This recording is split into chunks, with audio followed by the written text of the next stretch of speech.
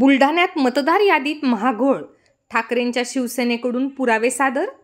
केवळ बुलढाणा मतदारसंघात 7,500 दुबार मतदार तर 5,000 पेक्षा अधिक मृतकांची नावे।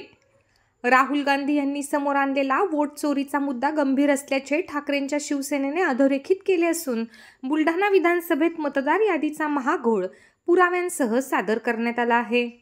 शिवसेनेच्या राज्य प्रवक्त्या जयश्री शेळके यांनी बुलढाण्यात 7,500 पर्यंत दुबार मतदार असल्याचे पुरावे सादर केले आहेत, तर तब्बल 21 वर्षांपूर्वीपासून मृतक असलेल्या 5,291 मृतक व्यक्तींची नावे यादीत असल्याने त्यांच्या नावावर मतदान झाले असल्याचा आरोप करण्यात आला आहे।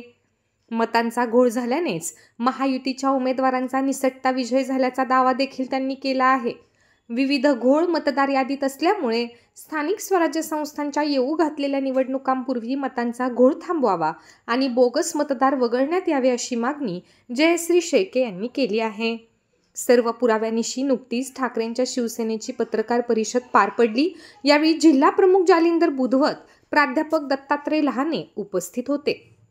आम्हाला अपेक्षित असलेलं प्रशासनाचं, पोलीस प्रशासनाचं कदाचित सहकार्य झालं नाही, त्यामुळे बोगस मतदान 100% बुलढाणा विधानसभा मतदारसंघामध्ये झालं आणि त्यामुळेच मतदान प्रभावित झालं। येणाऱ्या निवडणुकांमध्येही होऊ शकतं। त्यामुळे आमची मागणी आहे की हा मतदार याद्यांमधला घोळ आधी थांबवा, संपवा आणि मगच स्थानिक स्वराज्य संस्थांच्या निवडणुका घ्या, किंवा जर आता नवीन मतदार याद्या प्रकाशित करणं शक्य नसेल तर ज्या काही मतदार याद्या आपण अंतिम करणार आहात त्या मतदार याद्यांवर तरी मयत व्यक्तीच्या नावावर तो मयत आहे असा शिक्का, किंवा जो मतदार दुबार आहे त्या ठिकाणी कुठलं तरी एक मतदान त्या मतदाराला विचारून एक नाव कायम ठेवून त्यावरही दुबार मतदार असा शिक्का हे करावं लागेल, तर हा मतदार यादीतला घोळ थांबू शकेल आणि तर आपण त्या ठिकाणी चांगल्या पद्धतीने, योग्य पद्धतीने, निपक्षपाती पद्धतीने आणि लोकशाहीला धरून निवडणुका होत आहेत असं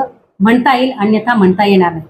ही यादी आहे दुबार मतदारांची। जवळपास 7,400 नावं जी दुबार आहेत, दोन्ही नावं आहेत ती, म्हणजे डबल नाव आहेत, म्हणजे जर यातलं एक नाव कट केलं तर मग त्यातली निम्मी नावं ही कायम राहतील